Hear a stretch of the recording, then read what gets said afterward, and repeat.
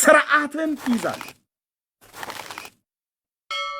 ምን ነው ክርስትና ስትጀምረው ከዋናው አትመሰረት? ከዋናው ለምን አትጀምርም? ከመምህሩ ለምን አትጀምርም? የቤተ ክርስቲያን ራስና የማዕዘን ድንጋይ ከሆነው ለምን አትጀምርም? ምን አሉ ብለህ እዚህ መተህ እንትና አባ እንትና ብለህ ትጠራልኛለህ? ምን አሉ ተብሎ መባል ያለበት ሐዋርያቱ። ምክንያቱስ ይሄ ቅድም ስሙን የጠራሁት ጴጥሮስ ተራ ሰው እንዳይመስልህ። ኦኬ፣ ከሱ አፍ የወጣ ቃል በሙሉ የእግዚአብሔር እስትንፋስ ያለበት። ግልጽ አይደለም እንዴ? እነዚህ አባቶች ማቴዎስ ምን አለን የሚባለው ቅዠቱን አይደለም የጻፈው። ዮሐንስ ምን አለን የሚባለው የቡና ወሬ ሰብስቦ አይደለም የጻፈልህ። አየህ፣ ቅዱስ ጳውሎስ በ14 መልእክቱ ምን አለን የሚባለው በአሉሽ የሰማውን አይደለም የጻፈው። እኔ ከጌታ ከኢየሱስ ክርስቶስ ተምሬዋለሁ እንጂ ከሰው አልተቀበልኩትም ይላል። አይ ጳውሎስ እዚህ ጋር ያለውን አልቀበልልም እዚህ ጋር ያለውን እቀበላለሁ ብለህ የማለት መብት የለህም፣ እኔም የለኝም። ዝም ብለህ ነው የምትጠጣው፣ ዝም ብለህ ጭልጥ። በእነዚህ አባቶች በኩል የተጻፈውን በሙሉ ብለህ እንደ ጉሽ ጠላ የምታፋው የለም። እንዳለ ትውጣታለህ፣ መድኃኒት ይሆናል፣ ያሽርሃል ማለት ነው። ስለዚህ ስለ ሕፃናት ጥምቀት እነዚህ አባቶች የጻፉ አንዳቸውም። ታዲያ የ40 የ80 ቀን ጥምቀት የማ ትምህርት ነው? የደብተራ የ8 ቀን የሕፃናት ግርዘት የማ ትምህርት ነው? የጌታ ማናዞ ለአብርሃምና ለሙሴ እግዚአብሔር ሕግን ሲሰጣቸው ተናግሮ ነው። ይኸው ጨረስኩ። እሺ ወንድሜ ማራናታ ቴንኪው። ወንድምነት መቀጠል ችላላችሁ። ቴንኪው ማራናታ፣ በጣም ቴንኪው ስለ ትዕግስትህ። እንዲህ አይነትም አመለሸጋ ኦርቶዶክሳውያን አሉ። ቴንኪው ወንድሜ፣ በእውነት ቴንኪው። ወንድምነት ቀጥሉ።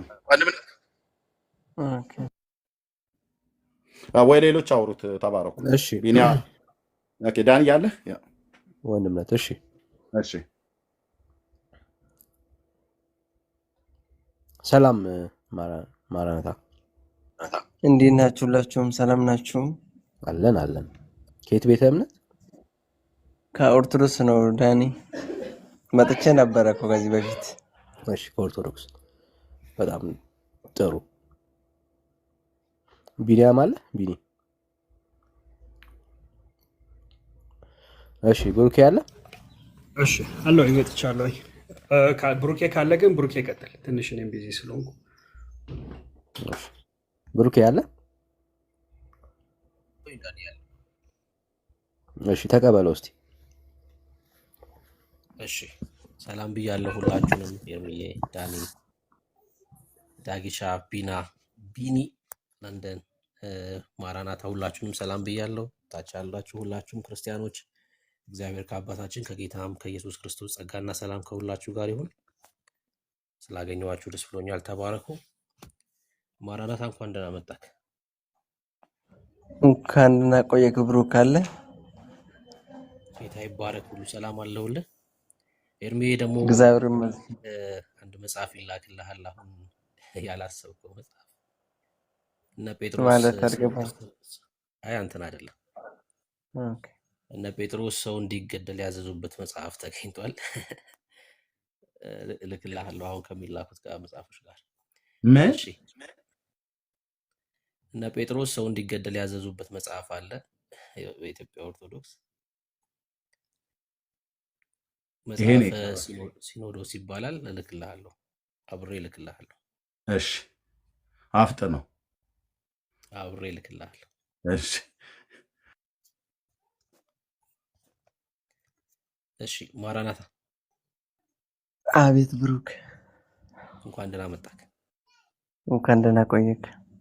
አምነህ ድነሃል ወይስ አምኖ ካልዳኑት መካከል ነህ አንተ?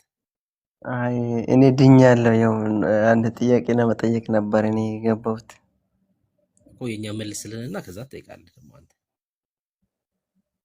እሺ አንተ አምነህ ድነሃል ወይስ አምነህ አይደለም የዳንከው? አምኜ ድኛለሁ። አምነህ ነው የዳንከው።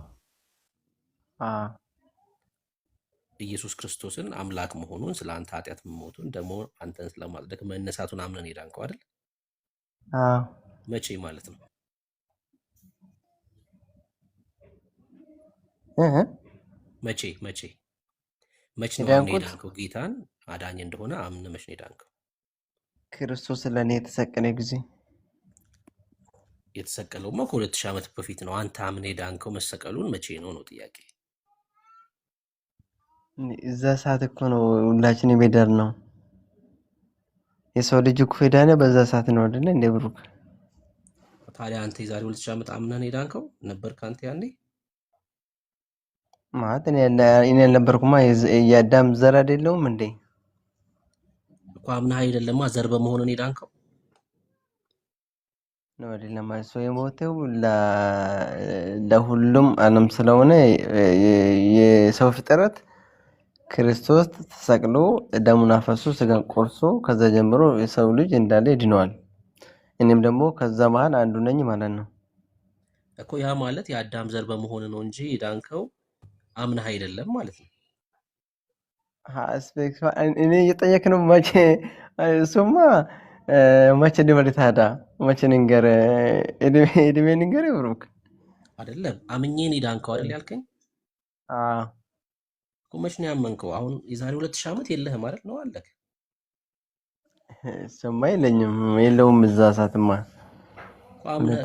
የዛሬ 2000 ዓመት ታዲያ ልታምን አትችልም ማለት ነው።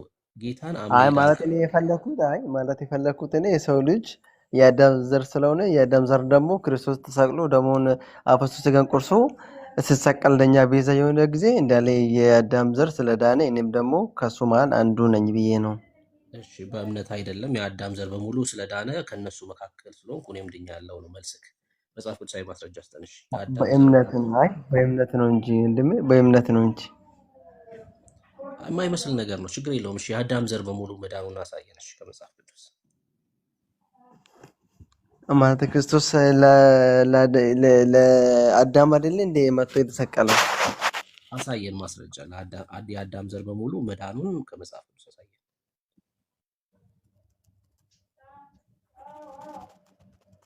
ትጠራጠራለህ አንተ?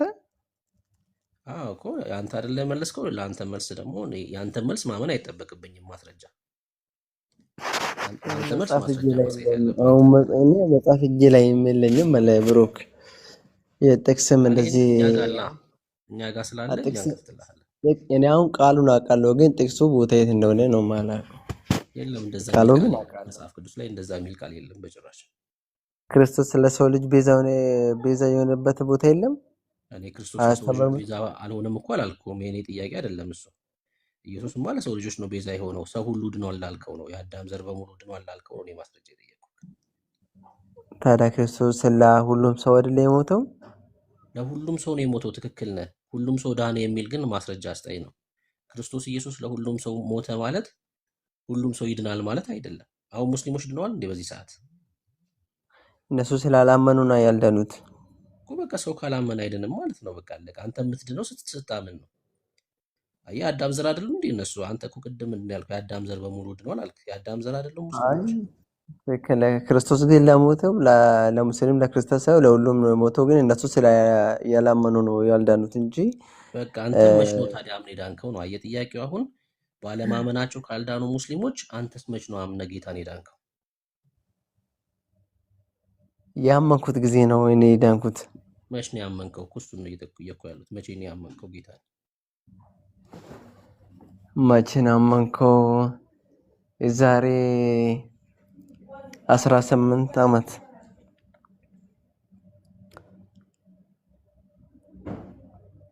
አለሁኝ እንዴ? አዎ አለክ አለሁ። እሺ የዛሬ 18 ዓመት ያ ማለት የስንት ዓመት ሰው ነበርክ በዛ ሰዓት? የ40 ቀን አይደለም የ10 ዓመት የ10 ዓመት ሰው ነበርክ። ኦኬ አምነን የዳንከው ከዳንክ በኋላ ነው የተጠመቅከው ማለት ነው? ነው ጥምቀትማ በሕፃንነት ነው የተጠመቅኩት። ኦርቶዶክስ አይደለሁም እንዴ? በ40 ቀን ተጠምቀህ በ10 ዓመት አመንክ? ሕፃን ልጅ አምንማ። ሕፃን ልጅ እኮ ያምናልም አያምንም አይባልማ። መች ነው የዳንከው? በ40 ቀን ስትጠመቅ ነው የዳንከው ወይስ በ10 ዓመት ስታምን ነው የዳንከው? እኔ አሁን በ40 ቀን ስጠመቅ ከክርስቶስ ጋር አንድ አካል ሆንኩ። ግን ማለት ከክርስቶስ ነው። ለብሶ ጥያቄን በደንብ ስማ። በ40 ቀን ተጠምቀሃል። በተጠመቅክ ሰዓት ሳትድን ነው አካል የሆንከው? ለምግብ ድኛለሁ እንጂ ምክንያቱም ከክርስቶስ ጋር አንድ ስለሆንኩ ድኛለሁ። ምክንያቱም የጻን ልጅ አመነ አላመነ ብሎ አይነገርለታማ ብሩክ። ያ ማለት በእምነት ሳይሆን የዳንከው አንተ በጥምቀት በኩል ነው የዳንከው ሳታመን ማለት ነው። አይደለም እኔ አሁን በ40 ቀን ሆኜ ሕፃን ሆኜ ምንም ስለማላቅ ከክርስቶስ ጋር አንድ አካል ሆናለሁ። ክርስቶስ ለብሳለሁ ነው እያልኩ ያሉት ወዳጄ። ምን ሆነ? ከዛ በኋላ ደግሞ ያለ እምነት ማለት ነው። በቃ ያለ እምነት በጥምቀት ነው የዳንከው። እንደዛማ አያስተምረኝም መጽሐፍ ቅዱስ እንትና ብሩክ። የአንተ ህይወት ላይ ግን እሱ ነው አፕላይ ያደረገው እኮ። ይኸው አንተ በ40 ቀን እኮ አካል ሆንኩኝ እያልከኝ ነው በጥምቀት በኩል። መጽሐፍ ቅዱስማ አያስተምርም። ትክክል ነው እንዳልከው ነው። ግን በአንተ ህይወት ላይ የሰራው ግን ይሄ ነው አይደል? በ40 ቀን ሳታምን ተጠምቀን የዳንከው። ማራናታ ተሳሳተ። ቆይ ሚውት አድርገውና አንተ ደግሞ እድል ስንሰጥህ ትናገራለሽ። ወንድም አለ ተሾመ እድል ስንሰጥህ ታወራለህ። ትክክል። እኔ አሁን በ40 ቀን ነው የተጠመቁት። ምንም ማሾ ነገር የለም። ከዛ የዳንከውም በ40 ቀን ነው። ግን በ40 ቀን ሆኜ አምኛለሁ ማለት አይቻልም። ምክንያቱም ሕፃን ሆኜ ስለተጠመቅኩ ሕፃን ደግሞ ብሩክ አይባልም ማለት ነው። ሚውት አድርጉት። ከገባችሁ ሚውት ማድረግ ነው በቃ። እድል ሲሰጣችሁ ነው የምታወሩት። ሰው ማክበር አለባችሁ። እያወራ ነው ማራናታ። እሱ ደግሞ ሲጨርስ ታወራላችሁ።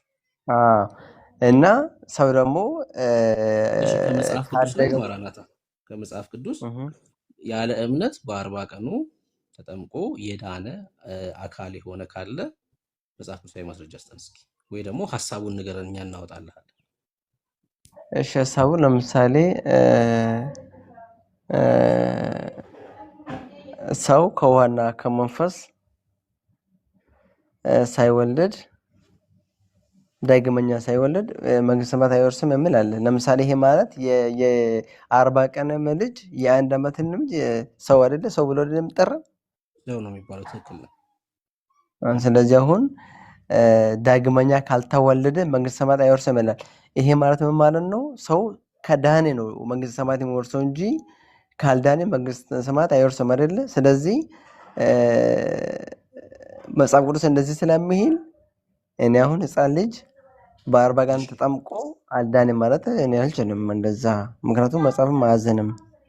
በጣም ጥሩ። በቃ አሁን ደግሞ ስማኝ እንግዲህ የምጠይቅህን ዮሐንስ 3 ላይ ሰው ከውሃና ከመንፈስ ስለሚል ካልተወለደ የእግዚአብሔር መንግስት አያይም ስለሚል ውሃና መንፈስ የሚለውን ጥምቀት ብለህ አስበህ፣ ከዛ ሰው የሚለው ደግሞ ያው ህፃናቶችም ሰዎች ናቸው ብለህ ነው የመለስክልኝ።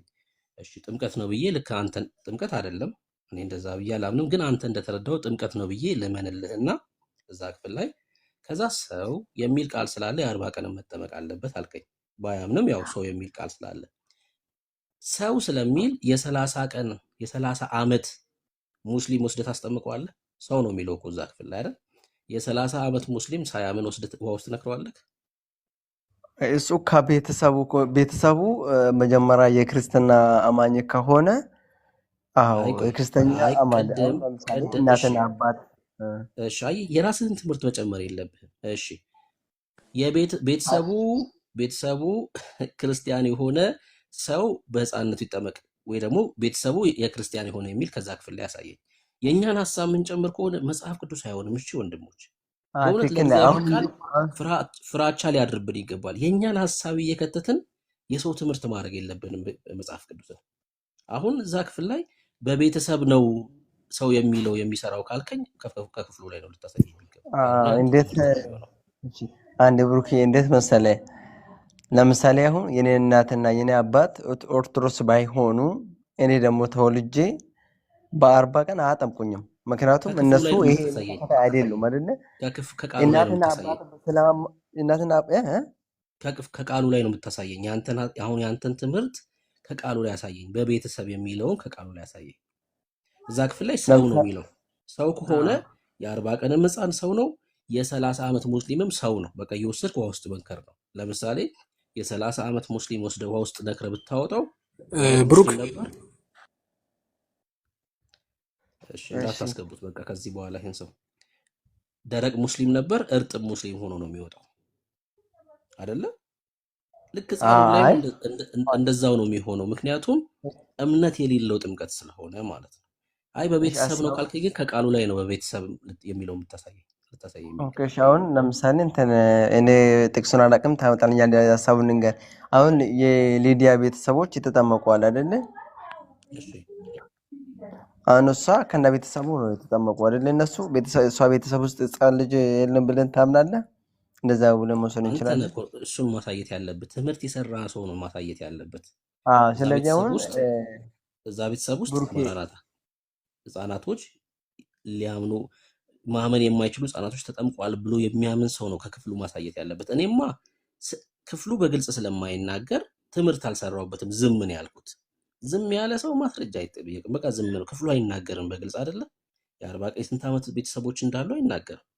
ባልተጻፈ ነገር ላይ ትምህርት አልሰራሁም እኔ ጎበዝ ነኝ አየህ፣ ዝም ነው ያልኩት። ትምህርት የሰራው ሰውዬ ነው ከዛ ክፍል ላይ ማሳየት ያለበት ቤተሰቡ እዛ ቤተሰብ ውስጥ ህፃናቶች ስለመኖራቸው ማለት ነው። አዎ እኔ እንዴት አምናለሁ መሰለ፣ አንደኛ ቤተሰብ ውስጥ ሕፃን ይኖራል ብዬ አምናለሁ። ሁለተኛ ደግሞ መጽሐፍ ቅዱስ ላይ ግምት ነው ወይስ ስለተጻፈ ነው? ስለተጻፈ ቤተሰብ ስለሚል ከቤተሰብ ውስጥ ሕፃን ይኖራል እኮ። ቤተሰብ ግምት ብሎ ነው ወይስ ስለጠራ ቤተሰብ የሚለው ውስጥ ህፃናቶች አሉ ስትል እየገመትክ ነው ወይስ ቃሉ ላይ ህፃናቶች መኖራቸው ስለተጻፈ ነው እያልኩ ያለው? አይ ቃሉ ላይ ሕፃን አለ ብሎ አይደለም። ቃሉ ላይ እንደዛ ግምት ነው ማለት ነው። ግምት ነው ማለት ማለት ነው። ቤተሰብ ስላለ፣ አዎ ቤተሰብ ስላለ እኮ ይኸውልህ፣ ለምሳሌ የ10 ዓመት ልጅ እና ባልና ሚስት ቤተሰብ ተብሎ ይጠራሉ። አዎ አየህ፣ በቃ አየህ፣ ትልቅም ሆነው ቤተሰብ የሚባሉ ከሆነ ህፃን ይኖራል ብለህ እየገመትክ ነው ያለው ማለት ነው። አንተ እዛ ቤተሰብ ውስጥ ቤተሰብ ብሎ ሲጠሩ ሕፃን ይኖራል ብዬ ነው የሚገምተው። አዎ፣ ሰው ደግሞ ገምቶ ትምህርት አይሰራም። አየህ፣ ትልቁ ችግር የእናንተ ቤተ እምነት አሁን ትልቅ ችግር የሆነው ገምታችሁ ነው ትምህርት የሰራችሁት። እኛ ገምተን ትምህርት አልሰራንም። ክፍሉ ላይ ቤተሰብ አለ። በነገራችን ላይ እዛ ቤተሰብ ውስጥ ህፃን እንደሌለ እኔ ያሳይሃለሁ ከፈለክ ማለት ነው። ከቃሉ ላይ ነው ማሳይክ፣ ህፃን እንደሌለ አሳይሃለሁ። ግን ሰው ገምቶ ትምህርት አይሰራም። በግምት የእግዚአብሔር ቃል፣ ለዛውም የመዳን ጉዳይ ማለት እኮ ነው። ማራናታ የመዳን ጉዳይ ሰው እንዴት ገምቶ ትምህርት ይሰራል? እሱ ትክክል አይደለም፣ በጭራሽ ትክክል መጽሐፍ ቅዱሳዊ አይደለም። በቃ ደግሞ ሁለት ነገር ላሳይህ። ዳኒ ስልክን ትከፍትልናለህ? ሁለት ነገር ላሳይህ። እሺ ጥምቀት በምን ምክንያት ይከለከላል? ሰው እንዳይጠመቅ ምን ይከለክለዋል? እሺ ብሩኬ ሁለት ነገር አሳይልን። ሐዋርያት 8 እና የኢትዮጵያ ወንጌል ጃንደረባ እና ሐዋርያት ሥራ 16 ህፃናቶች እንደሌሉ ደግሞ እናሳይ። ሁለቱን ጥቅሶች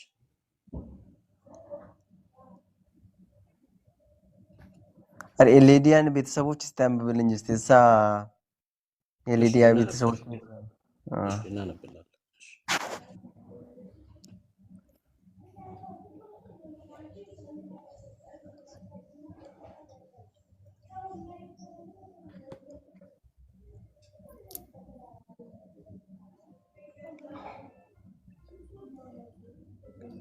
እሺ ሐዋርያት ሥራ ምዕራፍ 8 አይደል?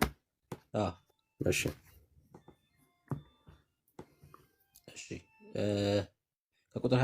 ከቁጥር 26 እናንብበው። ከቁጥር 26 ጀምሮ ሀሳቡ የቱ ጋር ነው ያለው? ቁጥር ስንት ላይ ነው ያለው? የሐዋርያት ሥራ ምዕራፍ 8 አንብብልን ዳኒ። የጌታም መልአክ ፊልጶስን ተነስተህ በደቡብ በኩል ከኢየሩሳሌም ወደ ጋዛ ወደሚወርደው ምድረ በዳ ወደ ሆነው መንገድ ሂድ አለው። ተነስቶም ሄደ። እነሆም ህንዳኬ የተባለች የኢትዮጵያን ንግሥት አዛዥና ጃንደረባ የነበረ በገንዘቧም ሁሉ የሰለጠነ አንድ የኢትዮጵያ ሰው ሊሰግድ ወደ ኢየሩሳሌም መጥቶ ነበር። ሲመለስም በሰረገላው ተቀምጦ የነቢዩን የኢሳይያስ መጽሐፍ ያነብ ነበር። መንፈስም ፊልጶስን ወደዚህ ሰረገላ ቅረብ፣ ተገናኝ አለው። ፊልጶስም ሮጦ የነቢዩን የኢሳይያስን መጽሐፍ ሲያነብ ሰማና በውኑ የምታነበውን ታስተውላለህን አለው። እርሱም የሚመራኝ ሳይኖር ይህ እንዴት ይቻላል አለው። ወጥቶም ከእርሱ ጋር ይቀመጥ ዘንድ ፊልጶስን ለመነው። ያነበውም የነበረውን የመጽሐፍ ክፍል ይህ ነበረ። እንደ በግ ወደ መታረድ ተነዳ። የበግ ጠቦቶች በሸላቶቹ ፊት ዝም እንደሚል እንዲሁ አፉን አልከፈተም። በውርደቱ ፍርዱ ተወገደ፣ ሕይወቱ ከምድር ተወግዳለችና ትውልዱንስ ማን ይናገራል? ጃንደረባውም ለፊልጶስ መልሶ እባክህ ነቢዩ ይህንን ስለ ማን ይናገራል? ስለ ራሱ ነውን ወይስ ስለ ሌላ አለው። ፊልጶስም አፉን ከፈተ። ከዚያም መጽሐፍ ጀምሮ ስለ ኢየሱስ ወንጌልን ሰበከለት። በመንገድም ሲሄዱ ወደ ውሃ ደረሱ። ጃንደረባውም እነሆ ውሃ እንዳልጠመቅ የሚከለክለኝ ምንድን ነው አለው። ፊልጶስም በፍጹም ልብህ ብታምን ተፈቅዶልሃል አለው። መልሶም ኢየሱስ ክርስቶስ የእግዚአብሔር ልጅ እንደሆነ አምናለሁ አለ። ሰረገላውም ይቆም ዘንድ አዘዘ። ፊልጶስ እና ጃንደረባው ሁለቱም ወደ ውሃው ወረዱ፣ አጠመቀውም። እና ዳን የተባረከ። እሺ አሁን እዚህ ቁጥር 35 ላይ የጠየቀው ምንድን ነው? ኢትዮጵያዊ ጃንደረባ ውሃን እንዳልጠመቅ የሚከለክለኝ ምንድን ነው ብሎ ነው የጠየቀው። ማራናት አይ ውሃን እንዳትጠመቅ የሚከለክል ነገር አለ ማለት ነው። እሺ ከዛ ፊልጶስ ደግሞ አይ ትችላለህ፣ በቃ ዝም ብለህ ተጠመቅ ምናምን አይደለም ያለው። ኧረ መብት ነው፣ በቃ ዝም ብለህ መነከር ነው አይደለም ያለው። በፍጹም ልብ ብታምን ተፈቅዶልሃል አለው። ምን ሆኖ የተፈቀደለት? መጠመቁ፣ ጥምቀቱ ማለት ነው።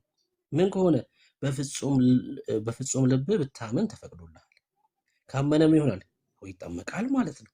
ይጠመቃል። እሺ አዎ ኢየሱስ እርሱ የእግዚአብሔር ልጅ መሆኑን አምኛለሁ አለ አይደል ኢትዮጵያዊ ጃንደረባ። ከዛስ ተጠመቀ። አየህ ውሃን እንዳትጠመቅ የሚከለከለ አለማመን ነው ማለት ነው። አለማመን ነው። መጽሐፍ ቅዱስ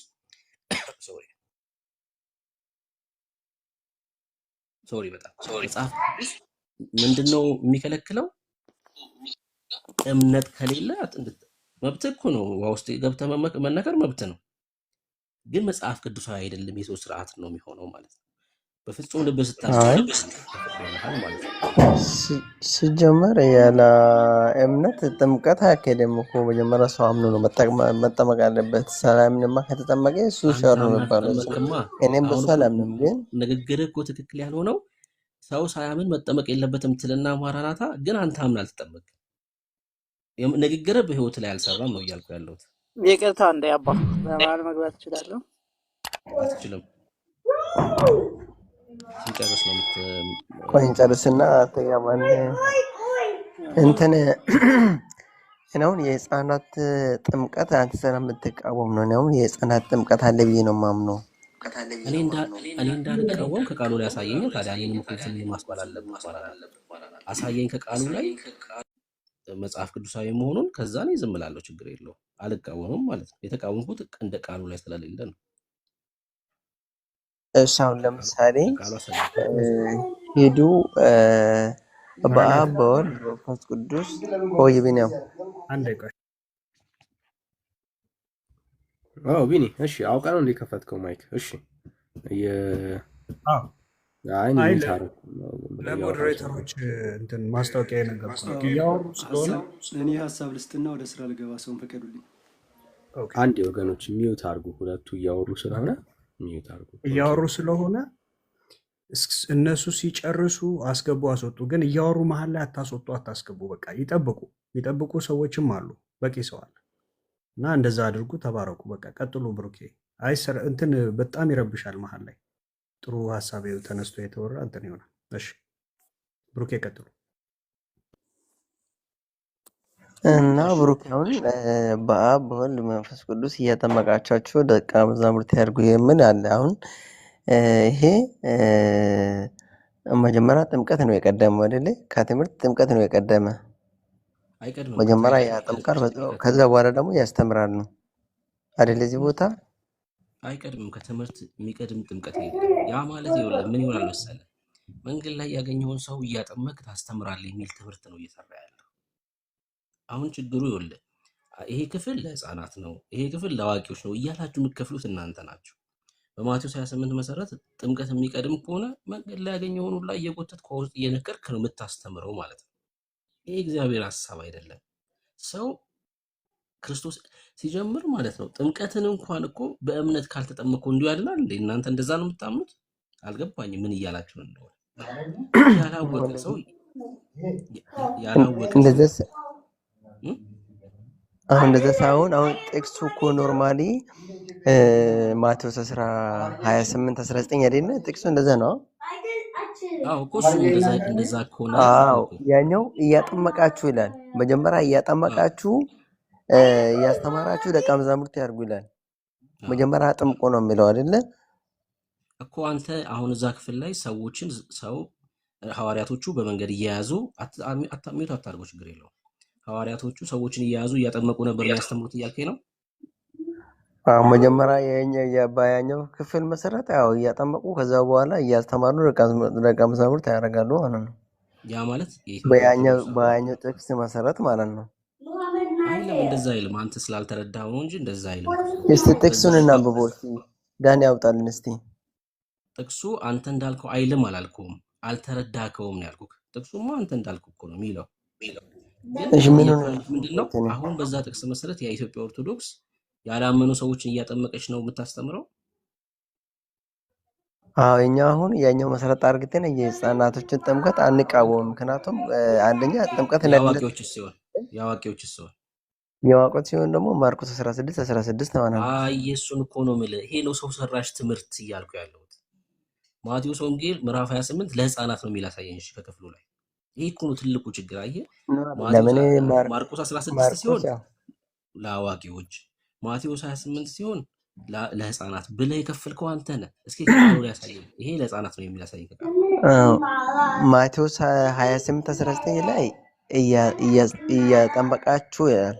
እያጠመቃችሁ በአብ በወልድ በመንፈስ ቅዱስ እያጠመቃችሁ ይላል።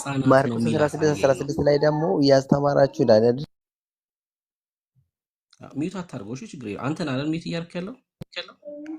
አዎ ትንሽ ጫጫታ ስላለ ነው እኔ ጋር። ችግር የለውም። ከክፍሉ ላይ ለህፃናት። በነገራችን ላይ ግሪኩም እኮ እንደዚህ ነው። አሁን እንግሊዝኛው እንደከፈትከው ነው ግሪኩ ራሱ የሚለው ማለት ነው። ዲሳይፕል ካረጋችሁ በኋላ ነው አጥምቁ የሚለው። አሁን እንግሊዝኛውን እያየ ነው። ሜክ ዲሳይፕል ኦፍ ኦል ኔሽን። አሁን ማቴዎስ 28 ማለት ነው። ማቴዎስ 28 ነው። ዲሳይፕል የሆነ ነው ይጠመቃል የሚለው። ደቀ መዝሙር የሆነ ነው አጥምቁ እያለ ያለው አየው። እሺ አሁን በዚህ መጀመሪያ የተማረ ከዛ በኋላ አጥምቆ ነው ብር ወስ እያጠመቃችሁ እያስተማራችሁ ይላል። የተማረ አይደል ደቀ መዝሙር የሚለው? ይኸው አስኪ ላምብልህ። መጀመሪያ ጥምቀት ነው ትምህርት ነው የሚቀድመው። ማቴዎስ ማስተማር ያላምንበትም ግን ኦል ኔሽን ባፕታይዝ ዘመን ያየው ነው። ደቀ መዝሙር የሆነ ነው የሚጠመቀው እያለ ነው ያለው።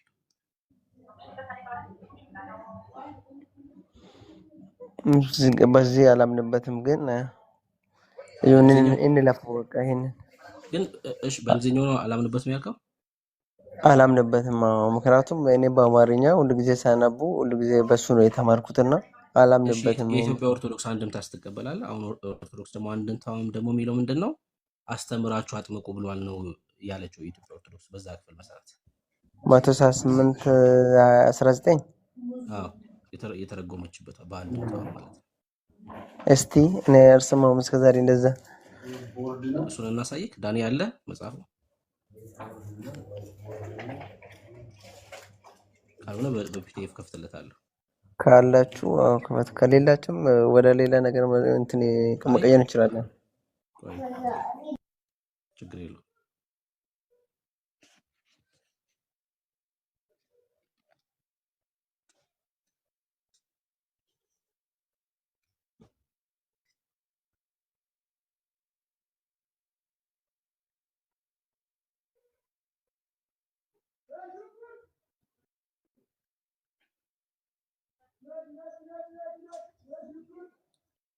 አለ ዳኒ?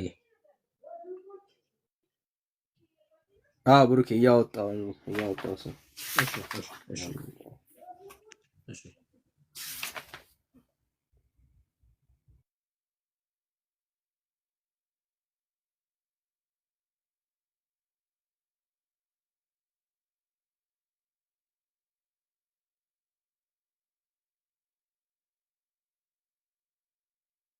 እስቲ ከፈሩን መጽሐፉን ከፈሩን ከኋላ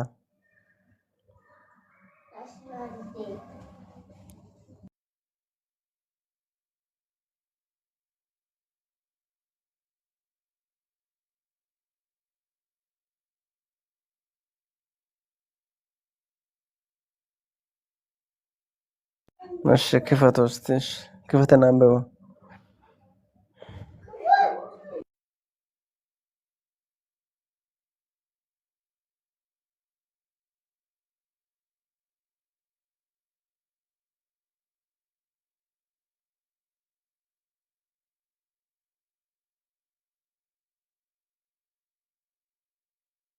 አንብብ እስቲ አንብብ ብሩክ አንብብ። ላንብብልህ። ሄዳችሁ አ ሰውን ሁሉ አስተምሩ፣ በአብ በወልድ በመንፈስ ቅዱስ ስታጠምቋቸውም በስመ አብ በወልድ በመንፈስ ቅዱስ ብላችሁ አጥምቋቸው። ይታያል። አሁን ይሄ የኢትዮጵያ እስቲ ኦርቶዶክስ ድገመው እስቲ ድገመው ቆይ ድገመው እስቲ ሄዳችሁ የት ጥቅስ አብዛኛው ሁኔታ ላይ ሲያውን ማቴዎስ 28 19 የሚለው የቱ ጋር ነው የተብራራው? እዚህ ጋር ይሄው 29 ቁጥር ይታያል። ይሄው ማቴዎስ ወንጌል ከላይ ይታያል። ማቴዎስ ኦኬ ወንጌል ከዛ ኦኬ ምዕራፍ 28 ይሄው ምዕራፍ 28 ይታያል። ምዕራፍ 28 ማቴዎስ ወንጌል ምዕራፍ 28 እሺ ቁጥር 19 ይሄው ቁጥር 19 ከጎን ያለችው ትታያለች። ቁጥር 19 የግዕዝ ኦኬ ቁጥር አ ከዛ ሄዳችሁ ሰውን ሁሉ አስተምሩ። ከዛ ግዕዝ አለ መሀል ላይ። ከዛ ስታጠምቋቸውም በስመ አብ በወልድ በመንፈስ ቅዱስ ብላችሁ አጥምቋቸው። የኢትዮጵያ ኦርቶዶክስም እያገኛችሁትን ሁሉ እየያዛችሁ አጥምቁና ከዛ አስተምሩ አይደለም ያለችው። በአንድምታዋ ላይ አስተምሩ ከዛ ደግሞ አጥምቋቸው በአብ በወልድ በመንፈስ ቅዱስ ብላ ነው የጻፈችው። ይሄ አንድምታ ነው። ይቅርታ በመሀል መግባቴ። ምን አልክ? ይሄ ምን መጽሐፍ ነው? አንድምታ። እሺ አንድምታ የሚለውን አሳይ መጀመሪያ ፔጁ። እሺ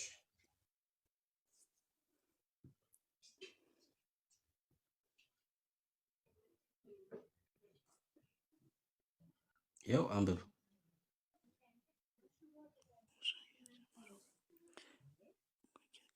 ትንሽ እንትን አንብብ ተዋህዶ። ድምፅህን ከፍ አድርገህ ነው። ድምፅህን ከፍ አድርገህ አንብብ። አይ ጽሁፉ እንትን ስለሚል ነው።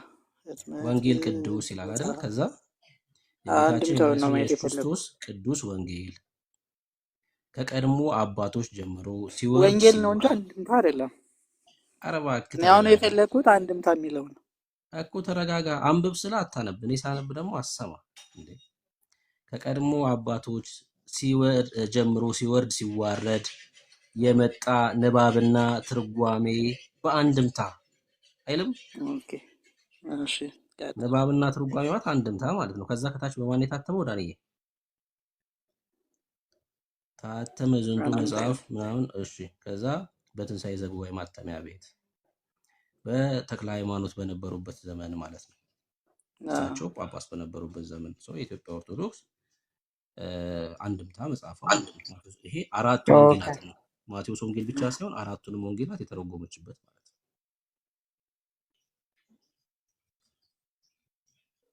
እሺ ተመለሰልህ። እንቀጥላል ከማራናታ ጋር መልሼ ቀጥል። አይ እሺ እንትን እናደርጋለን። በቃ ይሄንን ቆይ ልጠይቃችሁ እንጂ በደንብ እነሱ ጋር ሂጄ እንዴት እንደምታብራሩና አንተ ስታብራሩና እነሱ ሳብራሩ ትንሽ ልዩነት ስላለው ጠይቃቸዋለሁ። ችግር የለም። ይሄንን ያው እነሱ ራሱ የጻፉት ልክ እንደዚህ እኔ እንዳልኩት ነው። በቃ ተምሮ ነው ሰው የሚጠመቀው። እንግሊዝኛውም የሚለው ዲሳይፕል የሆነ ደቀ መዝሙር የሆነ ይጠመቃል ነው የሚለው። አንተ ዞሮ ዞሮ በእምነት አይደለም የዳንከው ማለት ነው። ማራናታ በ40 ቀን ስለሆነ ተጠምቀ የዳንከው በእምነት አልዳንክም ማለት ነው። መጽሐፍ ቅዱስ ደግሞ ሰው ካላመነ የዘላለም ሕይወት የለውም ይላል። የዘላለም ሕይወት የለውም ይላል። ከዚህ ላይ አንድ ይቅርታና አንዴ አንድ ቆይ ሀሳብ ለመስጠት ተዋህዶ ቆይ፣ አይ እድል ሰጥተናል። አይ ጨርሻለሁ እኔም ካልክ ትቀጥላለህ። ጨርሰናል። እኛም እየጨረስ ስለሆነ አንድ ቆይ ተዋህዶ። እሺ እሺ ብሩክ ጨረስክ ጥያቄ? አው ካላመንክ በክርስቶስ ኢየሱስ የዘላለም ሕይወት ሊኖርህ አይችልም መቼም። አሁንም የኛ ጥሪ ለአንተ በጣም ጥሩ ተወያይ ነህ፣ በጣም ደስ የምትል ተወያይ ነህ። ግን እኔ ኃይለኛ ሰው ነው የምወደው እውነት ለመናገር ማለት ነው። ይታትራል፣ በቃ የሆነ ነገር ለማግኘት ያነባል፣ ይቆፍራል እና ወደ ጌታ መምጣት መቻል አለብህ። ብዙ ጊዜ መጥቶ ትወያያለህ ምናምን አይሃለሁ። በጣም ጥሩ ነው ባህሪክ። ግን ደግሞ መዘግየት ደግሞ የለብህ። በክርስቶስ ኢየሱስ በማመን የዘላለም ሕይወት ልታገኝ ስለሚገባ ጌታ ኢየሱስ ክርስቶስ ለአንተም ስለሆነ የሞተው ከመዳን ቸል ማለት የለብህም። ወደ ክርስቶስ ኢየሱስ በፍጥነት መምጣት መቻል አለብህ። ሰው ካላመነ በክርስቶስ ኢየሱስ ካልሆነ በስተቀር የዘላለም ሕይወት ሊኖረው አይችልም። ማራናታ። አይ እኔማ አምኜ የዘላለም ሕይወት ያለው ልጅ ነኝ። ግን ኖርማሊ እኔም የምጠይቀው ጥያቄ አለ። እሱ ጥያቄ ከመለስክልኝ ያው እስቲ እናያለንና ልጠይቅ። ለማንኛውም እሺ ትጠይቀኛለህ። የዘላለም ሕይወት አለኝ ያልከኝ? አዎ በሰማያዊ ስፍራ ከክርስቶስ ጋር ተቀምጠሃል። ማራናታ። በሰማያዊ ስፍራ ከክርስቶስ ጋር ተቀምጠሃል። አዎ አዎ መጥራው እንዴ ያው ተቀምጣል ማለት አሁን የኔ ድነት ፍጻሜ አላገኘም ገና ነው። ድነቴን እየፈጸምኩ ነው እንጂ ፍጻሜ አግኝቷል አይደለም። አሁን እኮ ገና ተቀምጠሃል ነው። ወይስ አልተቀመጥክም? በሰማያዊ ስፍራ ከክርስቶስ ጋር ተቀምጠሃል ወይስ አልተቀመጥክም? ተቀምጫለሁ። ያ ማለት በእምነት ወይስ በስራክ ነው? በእምነት ስራ በሰማያዊ ስፍራ የሚያስቀምጥ አይደለም ማለት ነው። እሱማ ግዴታ ነው እንጂ ምንድነው ግዴታ ነው ማለት? ማለት ሰው አምኖ ስራ መስራት አለበት እንጂ። አይ እኔ ሰው አምኖ ስራ መስራት የለበትም አይደለም ያልኩት። ስራ ግን በሰማያዊ ስፍራ የሚያስቀምጥ አይደለም ማለት ነው ወይ ብዬ ነው። አይ ከዚህ በፊት የነበረ ስራ ከልጆቹ ምንም ሰርተህ ከሱ ጋር አንድ ነገር የለም። ትንሽ ከልጆቹ ራቅ በል። እኛ በስራችን ከሱ ጋር አንድ ሆነን ከሱ ጋር በስራችን የተቀመጠ ሰው በእምነት ነው ከሱ ጋር አንድ ሆነን እንጂ በስራ አይደለም። ያ ማለት የምትሰራው ለመዳን ሳይሆን ስለ ዳንክ ነው ማለት ነው። የሚያድን ስራ የለም ማለት ነው። አዎ ስለ ዳንኩ ድነቴን ለመፈጸም ስራ እሰራለሁ ማለት ነው። ምን ማለት ነው? ድነቴን ለመፈጸም ኦልሬዲ የዳነ ሰው እኮ ድኗል ማለት ነው። ምንድነው የምትፈጽመው ይላል። ድነታችን ድነታው ድኛለሁ፣ ግን ድነት መፈጸም አለብኝ። የኔ ድነት አልተፈጸመም።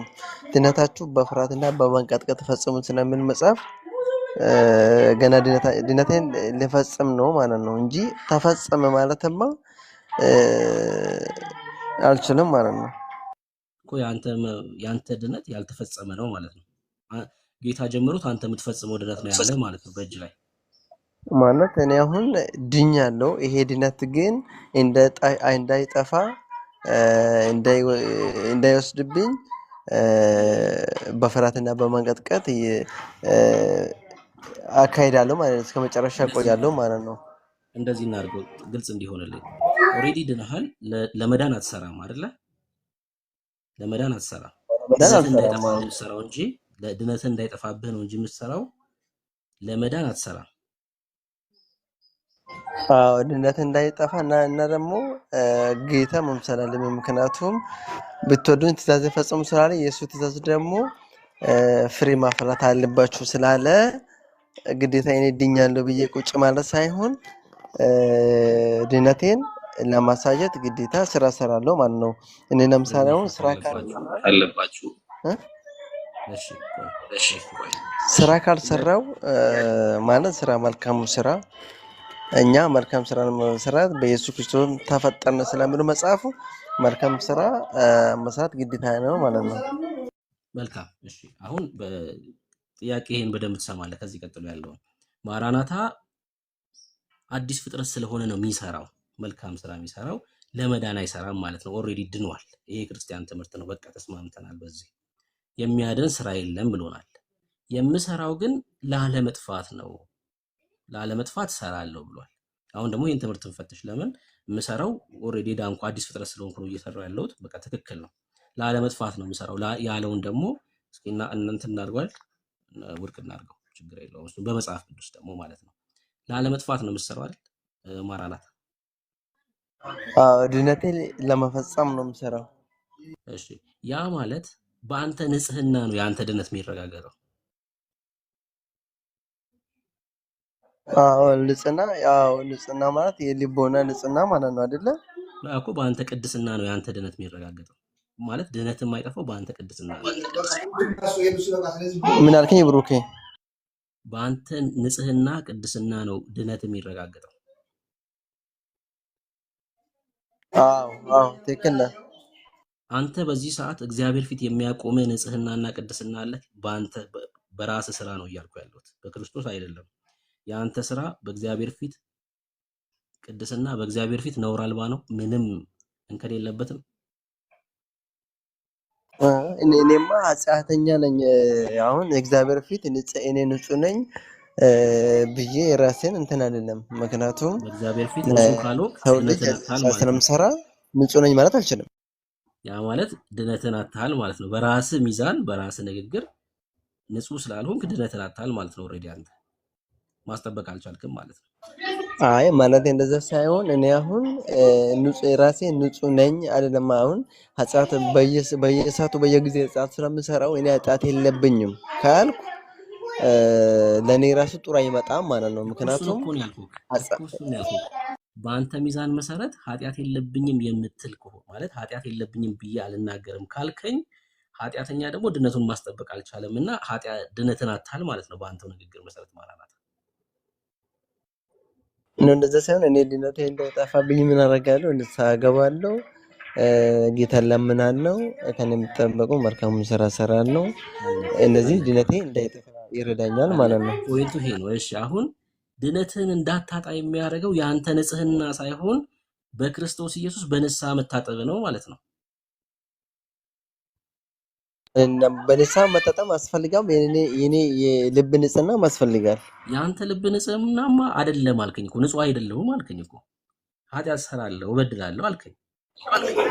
እኔ አሁን ንጹህ መሆንና ያለመሆን እግዚአብሔር ነው የማውቀው። እኔ ግን ንጹህ ነኝ አልልማ እኮ። የአንተን ንጽህና መመስከር ካልቻልክ አንተ የአንተ ንጽህና ሳይሆን ንስሐው ነው፣ በክርስቶስ ኢየሱስ ደም መታጠብ ነው በህይወት ውስጥ እንድትቆይ ያደረገህ ማለት ነው። የአንተ ብርታት ሳይሆን ንስሐ ነው፣ የክርስቶስ ደም ነው ማለት ነው። እኔ አሁን ንጹህ ነኝ ካልክ ምንም ንስሐ አያስፈልገኝም ማለት ነው። ብሩክ ያው እንደዛ ከመጣ እኔ ንጹህ ነኝ ካልኩ ንስሐ አያስፈልገኝም ማለት ነው እኮ። እሱ አንተን እኮ ያልከውን እኮ ነው ደግሜ እያልኩ ያለሁት። ይኸውልህ በንጽህና ነው ድነት የማስጠብቀው አልክ። ንጹህ ነህ ወይ ብዬ ስጠይቅህ አይደለሁም አልከኝ።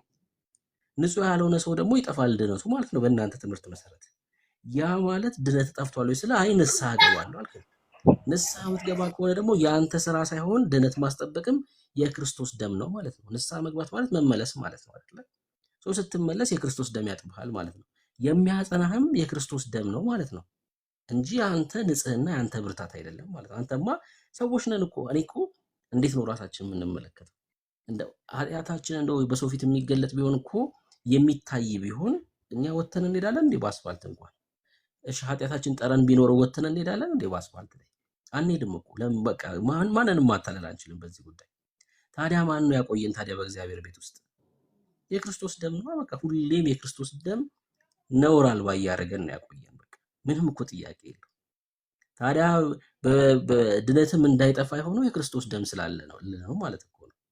እና ትምህርታችሁ ራሱ ስትናገሩት እንጂ ሲፈተሽ በቃ ከክርስቶስ ደም ሊሸሽ የሚችል አይደለም ማለት ነው። የሚጠብቀው በቃ የክርስቶስ ደም ነው።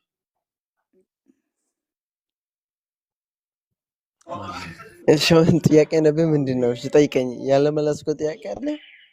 አይ በቃ እኔ አሁን ከተናገርኩ ከተስማማህ እኮ በቃ ምንም አንተ ተንቀጥቅጠህ ፈርተህ ተወዛውዘህ የምታስጠብቀው ድነት የለም ማለት ነው። ሲጀምር ፊልጵስዩስ መጽሐፍ ምዕራፍ 2 ላይ ወርክአውት አድርጉት ነው የሚለው። ድናችኋል። በቃ የዳነ ሰው አይተኛም፣ ወርክአውት ያደርጋል፣ በህይወቱ ላይ ይገለጣል ነው እንጂ እያለ ያለው አንተ ተንቀጥቅጠህ ምናምን ጌታ ያልጨረሰው እኔም እኮ ያለ ድነት አለ እያለ አይደለም። እኔም እኮ ነግሬሃለሁ። አሁን እኔ ንጹህ ነኝ አይደለም ንስሐ እገባለሁ። እኔ ንጹህ ካልኩ እኔ ራሴ ንጹህ ነኝ ካልኩ ንስሐ መግባት አያስፈልገኝም። ስለዚህ ግዴታ እኔ ንጹህ ራሴ ንጹህ ነኝ አይደለም በመልካሙ ስራ ይመላለሳለሁ፣ ንስሐ እገባለሁ፣ ከዛ ጌታዬ ይቅር ይለኛል ነው እያልኩ ያለሁት እኮ እንጂ እኔ ንጹህ ነኝ ንስሐ አያስፈልገኝም የእሱ ደም አያስፈልገኝም እያልኩ አይደለም እኮ ብሩኬ። እኮ እሱ ነው በቃ። ያ ማለት የአንተ ብርታት ሳይሆን የክርስቶስ ደም ነው በቤቱ ያቆየክ ማለት። እኔ እንዳትል ከዚህ በኋላ እኔ ተንቀጥቅጬ ምናምን ድነቴን አስጠብቃለሁ ማለት የለብህም። ምክንያቱም እኔ የሚል ሰው ንጽህናውን ማረጋገጥ መቻል አለበት። አዎ እንደዛማ እያልኩ አይደለም። አይ እንደዛ እያልኩ አይደለም። ያ ማለት የክርስቶስ ደም ነው ማለት ነው። የዘላለም ሕይወት ዋስትና የክርስቶስ ደም ነው ማለት ነው። አዎ እሱ ይሄ ክርስቲያን ትምህርት ነው። ይሄ የኛ እምነት ነው። ይኸውልህ እኛ ክርስቲያኖች ማራናታ በክርስቶስ ኢየሱስ አዲስ ፍጥረት ስለሆንን መልካም ሕይወት አለን። ይሄ አማራጭ አይደለም፣ ተገደንም አይደለም። ከተቀበልነው ሕይወት የተነሳ ነው። ሕግ ተሰጥቶን አይደለም። ይኸውላችሁ ክርስቲያኖች እኛ በመልካም ሕይወት የምንመላለሰው ፍሬ የምናፈራው የሆኑ ሰዎች አስፈራርተውን ሕግ ሰጥተውን አይደለም። የተቀበልነው ሕይወት ነው ያን ሕይወት እንድንኖር የሚረዳ የተቀበልነው ጸጋ ነው። ዓለማዊ ምኞትን ኃጢአትን የሚያስክድ ጸጋ ነው። የዳንበት ራሱ ጸጋ የምንገጠመው ከክርስቶስ ጋር እኮ ነው። ከግንዱ የተነሳ በሕይወት እንኖራለን። አለቀ። በሕይወት ስንኖር መልካም ሕይወት በእኛ ሲታይ ግን የያዝነው ከጌታ የተቀበልነውን በጸጋ የዳነውን ድነት እየፈራን እየተንቀጠቀጥን ልናስጠብቅ አይደለም። በእኛ እጅ አይደለም። የዘላለም ሕይወታችን በክርስቶስ እጅ ነው ያለው። እንዴ በሱ እጅ ነው ያለው። በሕይወት እንኖራለን። ስንደክም ስንወድቅ ደግሞ የሚያጥብ ደም አለን። በቃ ዋስትናችን የኛ ብርታት አይደለም። ከዳን በኋላ ራሱ ዋስትና በእኛ እጅ ላይ አይሆንም። ደሙ ነው ዋስትናችን። በቃ በእግዚአብሔር ፊት ነውር አልባ የሚያደርገን ደሙ ነው።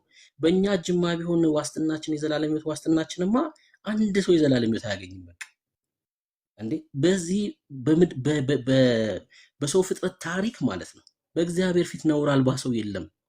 ማንም ከነ ሙሴ ጀምሮ ጥራ፣ ከነ አብርሃም ጀምሮ ጥራ፣ ከጻድቁ ኖህ ጀምሮ ጥራ፣ ከዳንኤል ጀምሮ በቃ የትኛውንም ሰው ጥራ። በቃ ሰዎች ነን። በቃ እንስታለን፣ እንወድቃለን።